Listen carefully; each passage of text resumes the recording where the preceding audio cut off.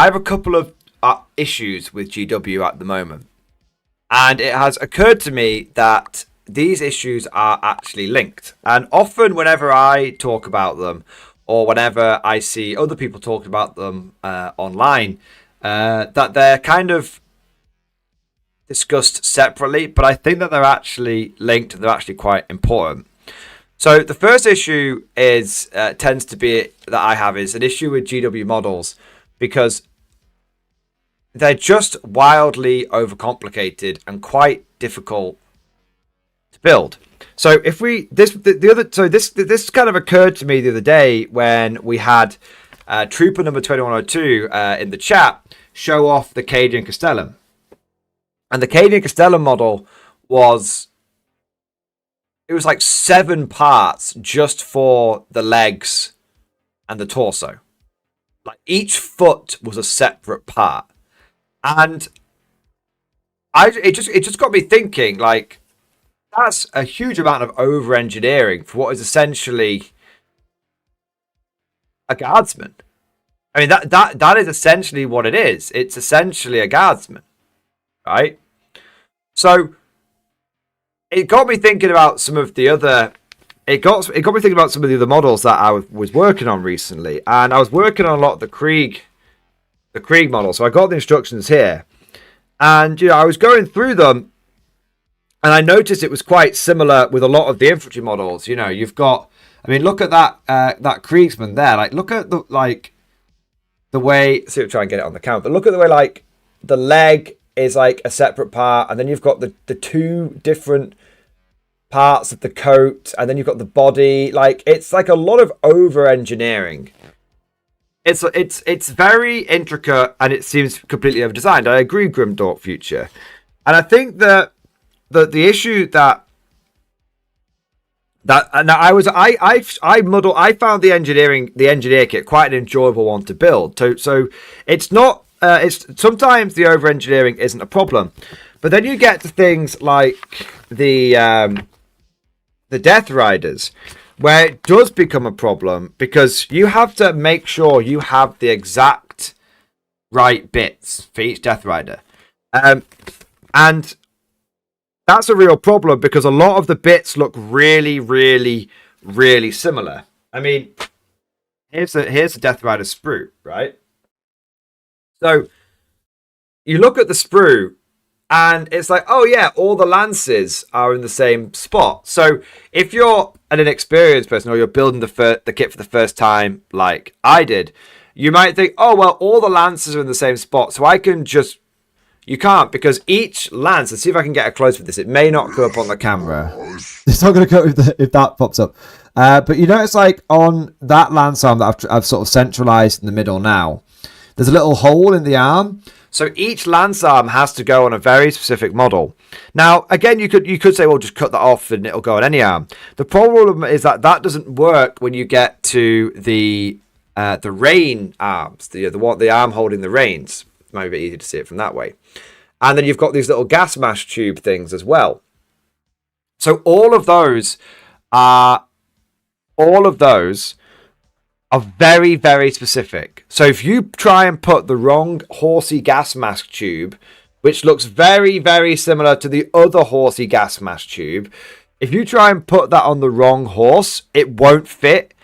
And if you try and like convert it to make it fit, you'll basically fuck over the model. So you've got to follow the instructions meticulously. And, a lot of people don't want to follow instructions. And a lot of people, and then you've got to take into account there's a lot of people that, don't like, they don't like instructions, or they struggle to follow instructions. I'm not trying to be a champion of the differently abled or anything like that. That's not the point I'm trying to make. I'm thinking it's just a point for me, like whether you are someone who's good at building models or is experienced like me, I've been building models since I was fucking 5 years old. I can't build these fucking overcomplicated pieces of shit without the instructions. That's a complaint that I've made many times, and so I'm not going to over egg it. I want to make a little side note though, because I don't want to demotivate anyone. These models are beautiful, and the instructions are very clear. So if you follow instructions, you won't have a problem. Okay, you won't have a problem. I just don't like the fact that I have to use instructions, because if I don't, it just sort of it just makes it a lot more difficult. If you then compare a bolt action sprue, which is from a different game, it's just wildly less complicated. So this is something that I think a lot of people don't appreciate about bolt action models. They do not come with instruction leaflets. They do not come with instruction booklets. They come with a little leaflet that advises you on maybe historically how to paint your models and which transfers will put them into which historical regiment. It's the complete opposite. It's not like a dense instruction booklet. It's almost like they could not bother putting that in, but they do. Do you know what I mean? Because it's like a oh, by the way, you might want to know that if you put this feather on this side of the hat of your Alpini, they become the 4th division. I'm making things up, but do you know what I mean? So like, yeah. So and the thing is, it's a piece of piss to put together, because you've got one body, and then any of these arms fit on every single one of these bodies. Okay. Pick whatever fucking arms you want and put them on whatever fucking mod you want. And what's even more insane, and I think needs to be recognized, is that I can take these arms on these models and I can apply them to almost any other main battle line plastic bolt action infantry kit, and it'll fit. So I can take the Alpini with the Cacano, the carbine Cacano, and I could go and put that on a German grenadier model, and it would fit. Okay, so not only are these bits way easier to build within the kit, they're also way easier to kit bash and build within the extended model range.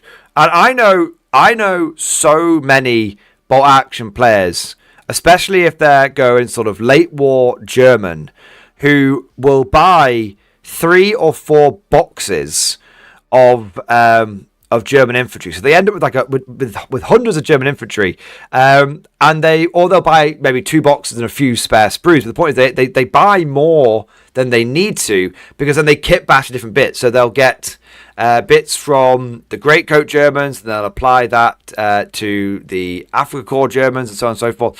So because there's all that interconnectivity within the range, people end up buying more. So this kind of leads. So this is again. I've talked, but I recognize I've talked about this before. So what am I getting at?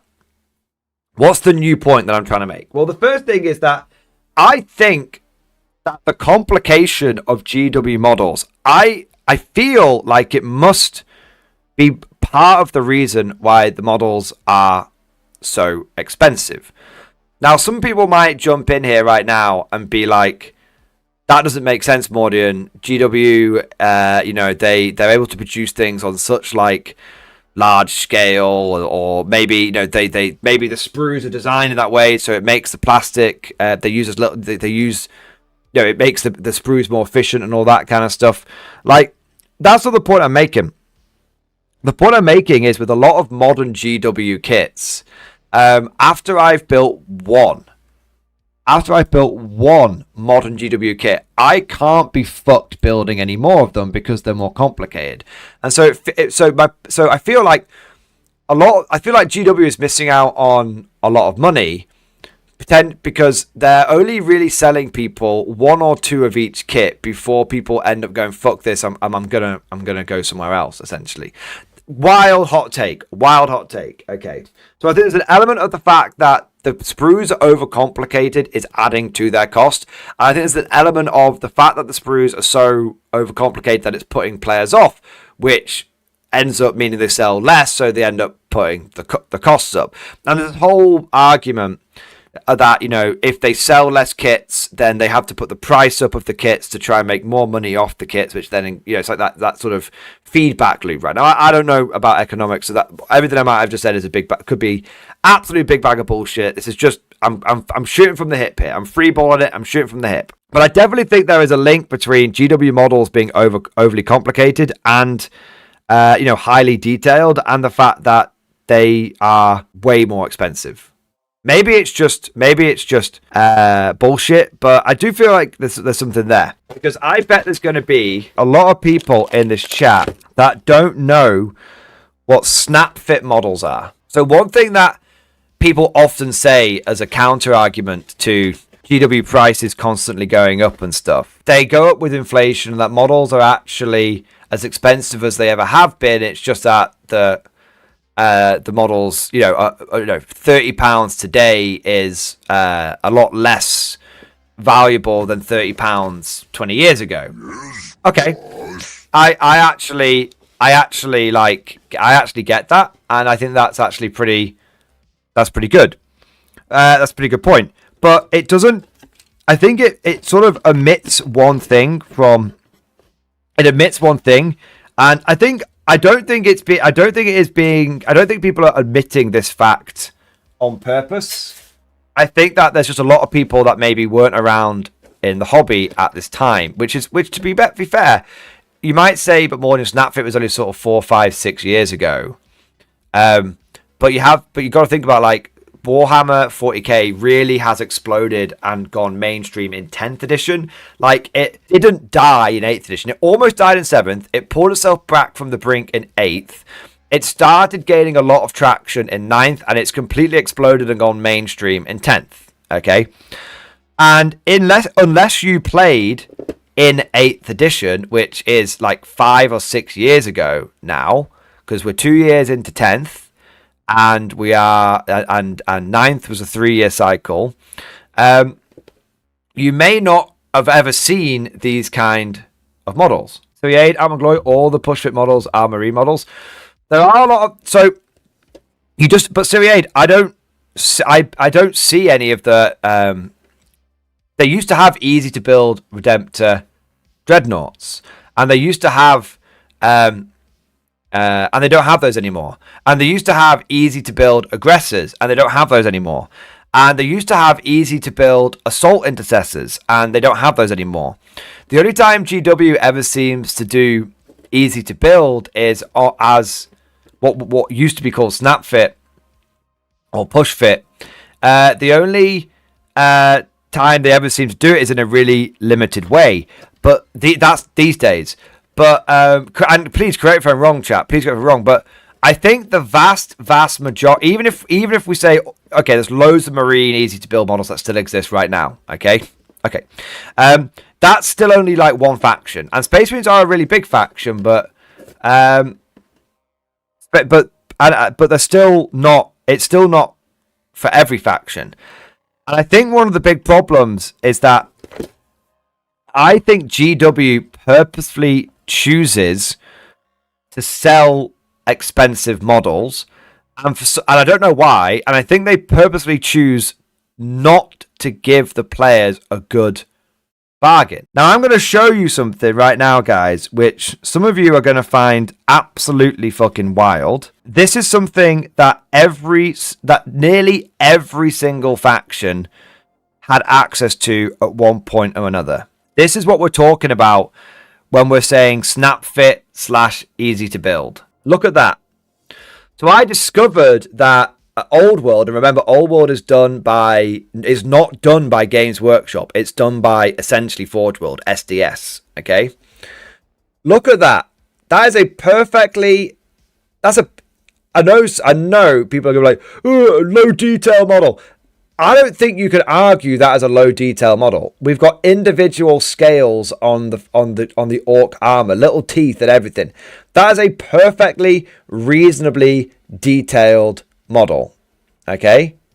That's a perfect. We've got all the individual teeth, we've got the nose holes, we've got earrings. That is a perfectly reasonably detailed model. And it's all in one bit. And some of you might start crying, mold lines. Like, there are, that orc right there, I think he's got I don't even know if he's got one mold line. He's literally got one mold line on him. And some of the archer ones don't even have that. This isn't some kit that I have had to dig. This isn't some kit that I have had to dig out of the Mordian Glory archives. I bought this on Saturday. This is the kit that is currently sold, but it's not sold by Games Workshop. It's sold by SDS. This is a really cool kit. So this is the Orc Araboys, and they come with basically half of the models you get are the Araboys, and half the models you get are Chopper Boys. Okay. When you think about Dude, the mold lines on Krieg are insane. I did notice there were some mold lines on the Krieg models. I will say that. Yeah, I did. I don't really care about mold lines, but I did notice there were some big mold lines on those Krieg models. There was a time when nearly every single faction had easy to build cultists, easy to build guardsmen.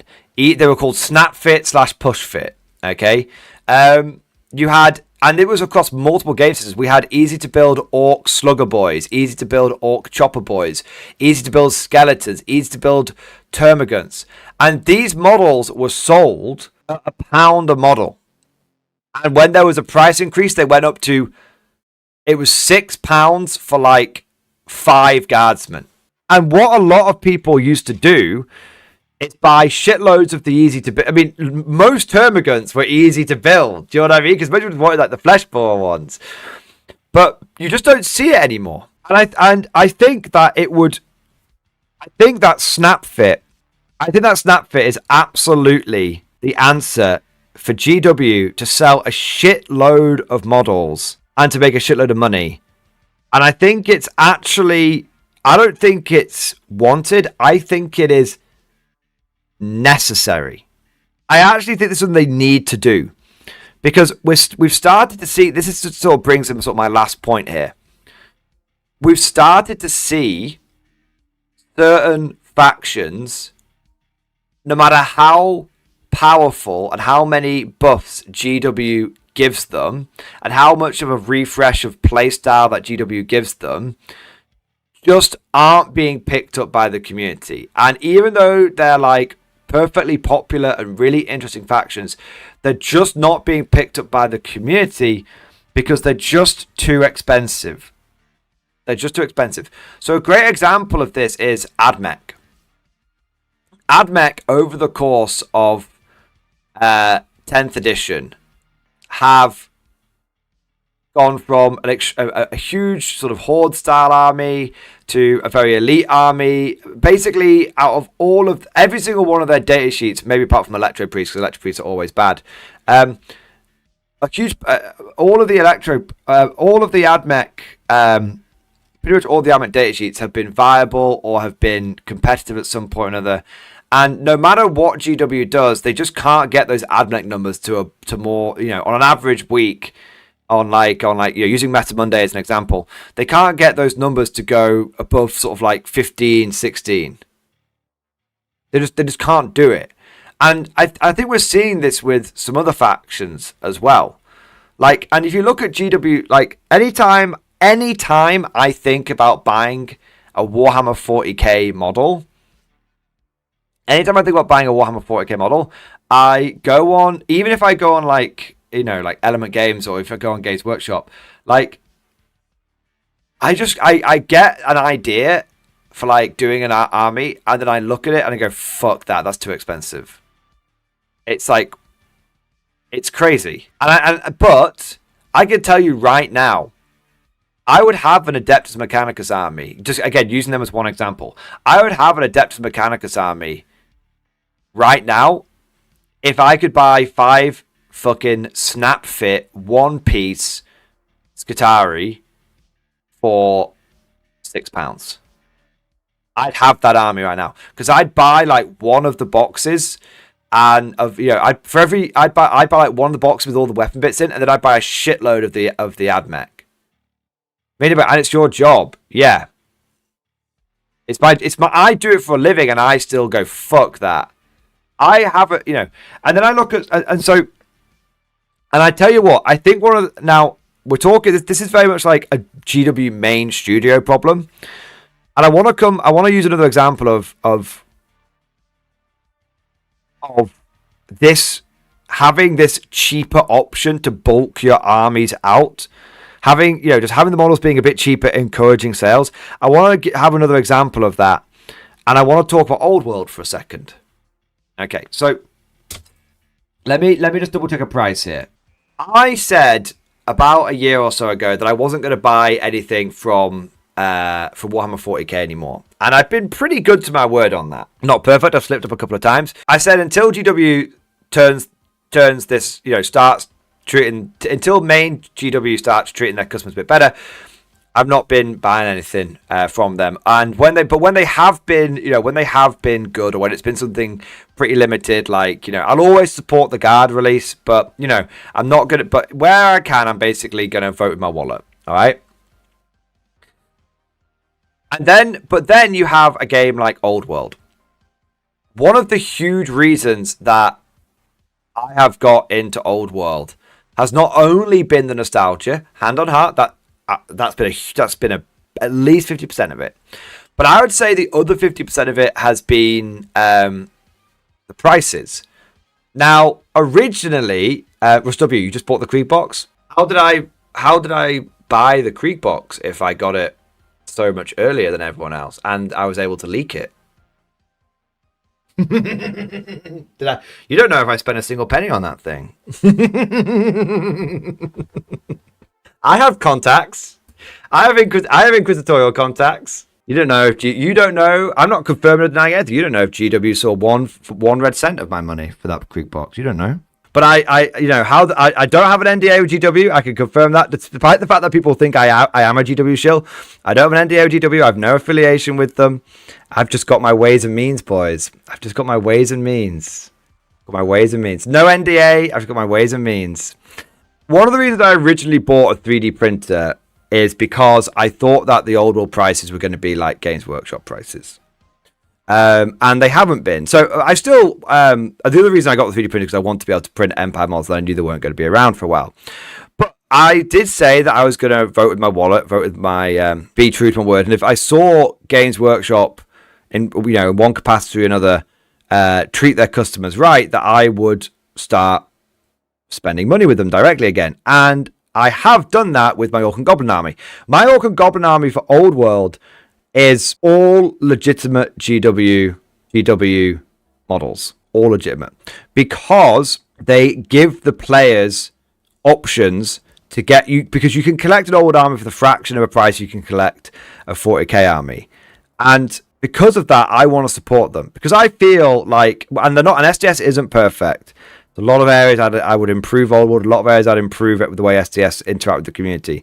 They're far ahead in GW, and I feel like as the customer they treat me right.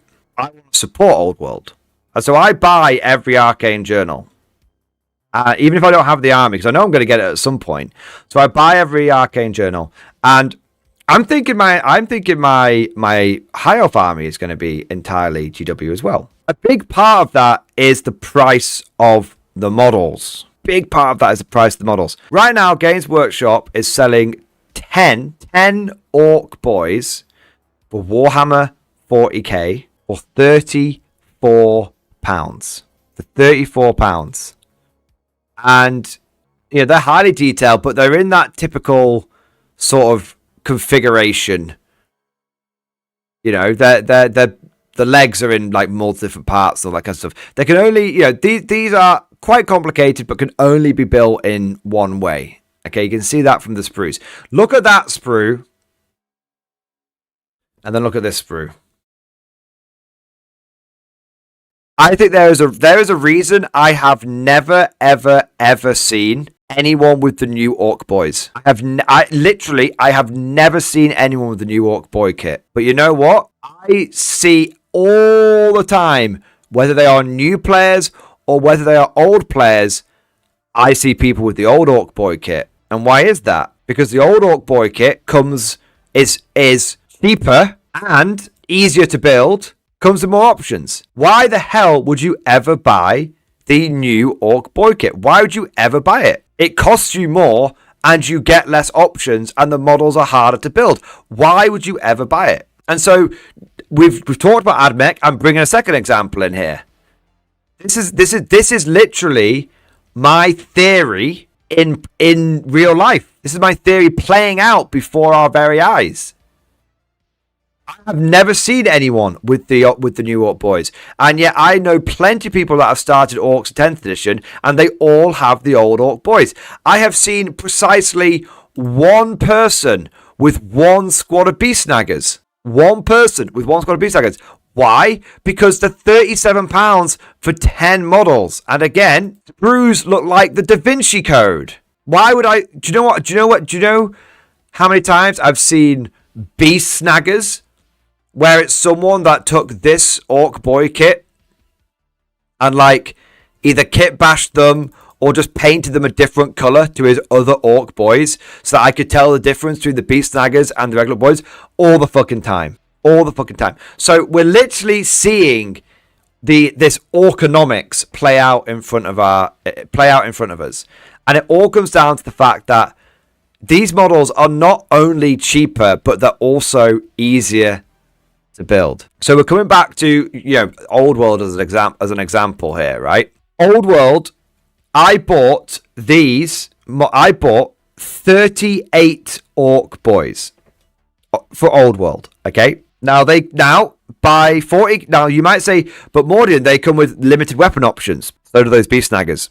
So do those Orc Boys.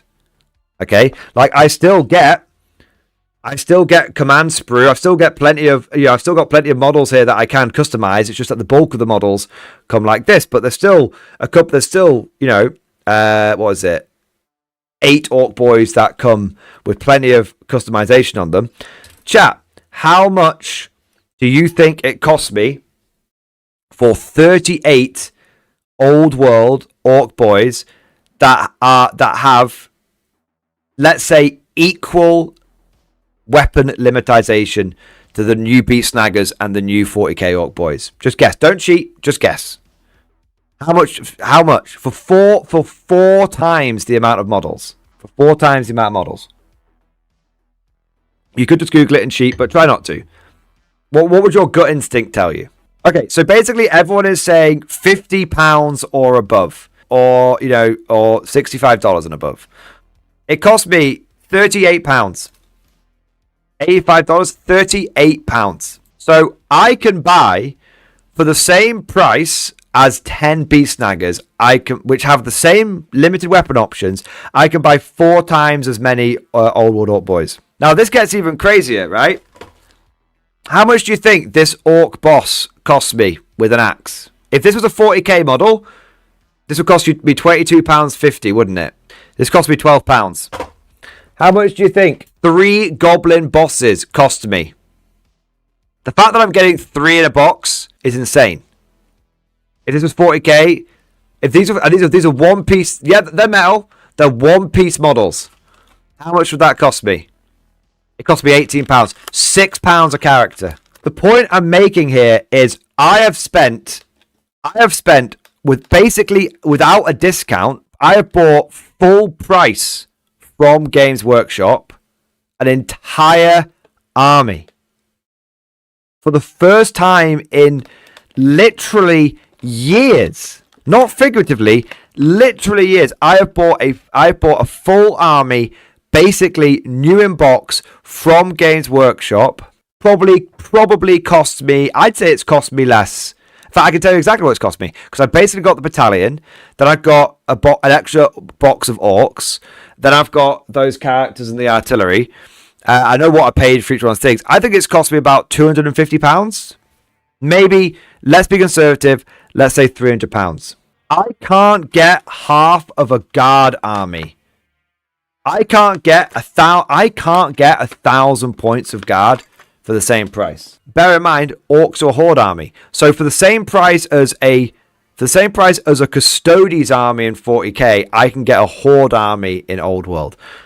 I can tell you right now, I never would have bought those models if it hadn't been for the fact that they were cheaper. GW would not have had 300 of my pounds. GW would not have had 300 of my pounds, but they got a full. And guess what? I'm going to buy my high elf army off them, because it's probably going to be 1 battalion and 1 extra box, and I'm going to have a 2,000 point army. The only, you can buy an entire chaos army for £100 for 2,000 points.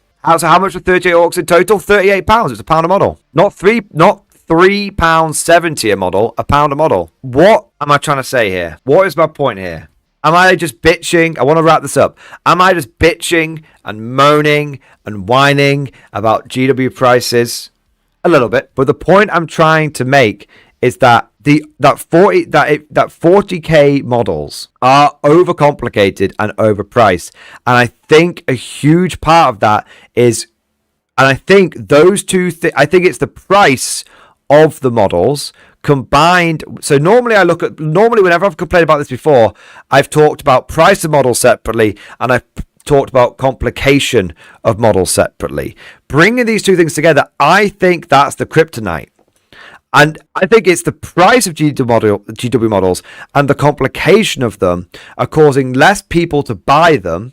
And I'm not saying GW is not making money. They're making a shitload of money. But I know it's causing less people to buy them. And so that causes them to keep putting the prices up. And whenever we've talked about, and the new point I'm making here, in addition to combining the 2 points, the new point I'm making here is that for a long time, there has been this theory that has been pushed by people people like myself who have complained about 40k prices and have said if they just brought them down, they would sell more models, and then they'd actually make more money by charging less per box. And the point I'm trying to make here is I don't think that is any longer a theory. I think that is a reality. I think the fact that Old World has been unbelievably popular and has exploded beyond anything that they expected. They expected Old World to be the launch box and done. You cannot convince me they were planning Cathay a year ago. they weren't. And so this is no longer theory. This is a reality. Old World is the proof that GW needs to bring back easy to build, and they need to give customers a cheaper option for 40k. And if they do that, they will make an unbelievable amount of money. It will be so good for the game. I know this is all anecdotal evidence. I know that I've talked about myself and used myself as an example here. And you could say, well, that's like citing yourself on Wikipedia. I get that.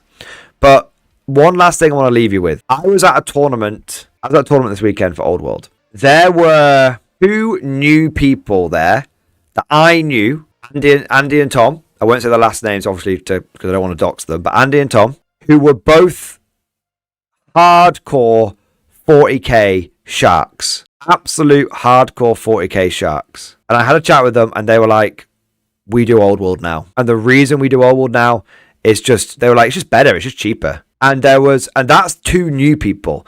Looking around the hall, I would say I was getting close to double digits of people that I could look at in that one tournament who were ex-40k players that I knew were ex-40k players that have gone over to Old World, and a significant part of that was because of the price and because of the just easiness, just the easiness of it. And I believe a huge part of Old World's success, and that success could be mirrored by 40k, is the fact that the models are cheaper and are easier to build. There you go.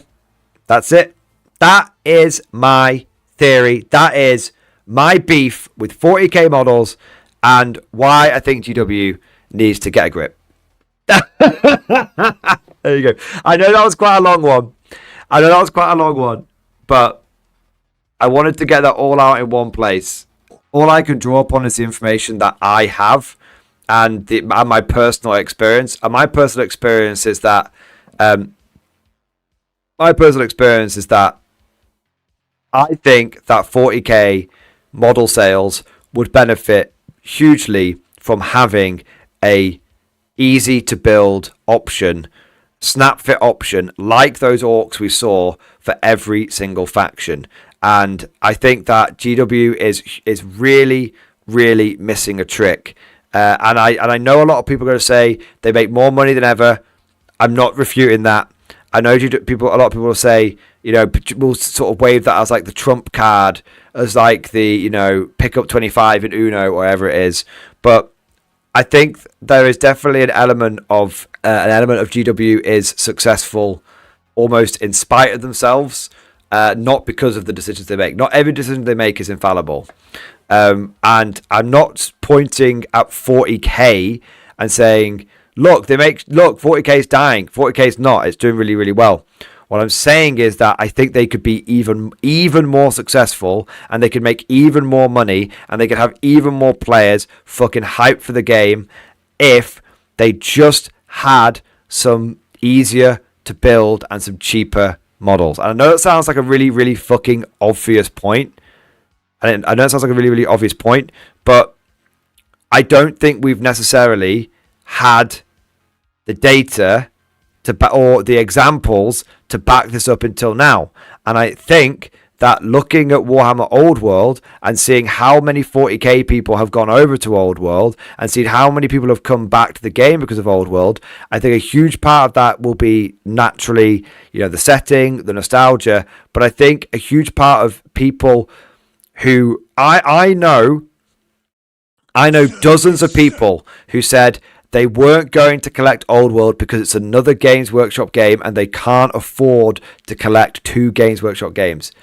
One example off my head, my mate JP, he plays shitloads of AOS. He stopped playing AOS because he just said he couldn't keep, he said it's just too expensive.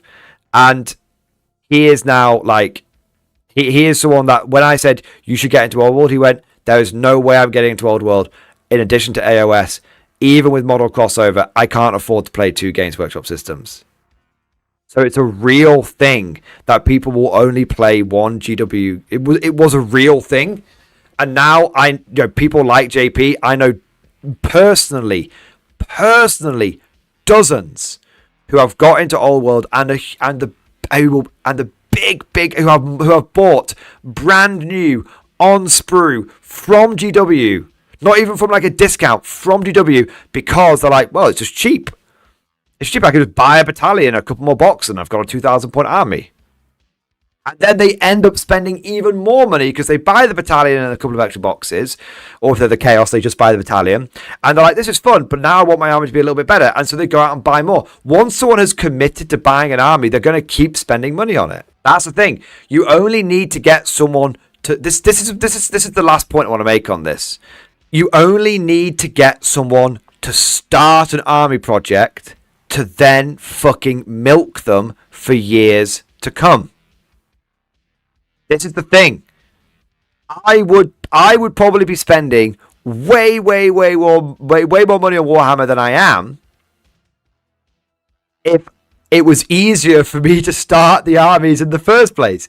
Like, if GW had a lower entry and had easier models, I'd probably be spending more money with them. I'd definitely spending more money with them. Because I'd be like, I need every channel army. And then every time they update, I need to go out and buy more stuff for it. Do you know what I mean? I can think of probably a dozen projects, at least double digits of projects, that I have not started because I've thought of the idea. I thought it was really cool. I've gone to start it and I've gone, oh, fuck's sake, it's too expensive. I can't do it. It's too expensive to go out and buy that meme army, so I'm not going to bother. And there's a reason why I now have a full Empire army, a full Orc and Goblin army, a full Breton army, a full Beastman army. I'm going to get a Tomb King army. I'm going to get a High Elf army. I think the only armies I'm not going to get this year are going to be Chaos and Wood Elves. Yeah. Would you like to know more? If so, then please consider becoming a channel member or patron. By supporting the channel, not only will you be doing your part, but you'll also be helping me create more content for your viewing pleasure and unlocking a whole host of perks. You get everything from a badge next to your name, custom emojis, but the big one is access to the Mordian Glory Discord server, an online community with almost 2,500 active members. It's always popping off in the MG Discord. We've got channels for army lists, hobbying, tactics, stories, and even a pretty spicy meme section as well. For all you greenhorns that wanted to see the Mordian Glory Hole, today is your lucky day.